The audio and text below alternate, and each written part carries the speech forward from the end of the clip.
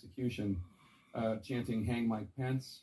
Almost 2 years later, is it still tough to? There's some of the video of the "Hang Mike Pence." 2 years later, is it still tough to see that and hear that? Jake, it saddens me. But that day it angered me. I must tell you, when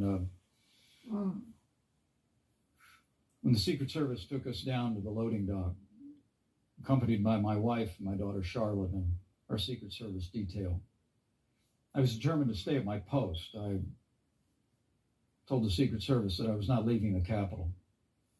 I didn't want to give those people the sight of a 16-car motorcade speeding away from the Capitol that day.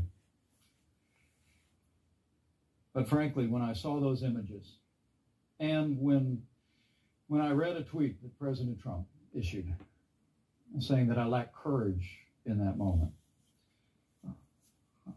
it angered me greatly. But to be honest with you, I didn't have time for it. The president had decided in that moment to be a part of the problem. I decided and was determined to be part of the solution. And so we essentially set that aside. I collected the Republican and Democrat leadership of the House and Senate on a conference call, and we began to work the problem. They tasked me to reach out to leadership at the Pentagon, the leadership of the Justice Department, to surge additional resources there. And thanks to the courage of those amazing Capitol Hill police officers and federal law enforcement, we quelled the violence. We reconvened the Congress the very same day. And I'll always believe that because of their courage and valor, a day of tragedy became a triumph of freedom. We demonstrated to the American people and to the world the strength of our institutions, the resilience of our democracy. But those memories, those images will always be with me.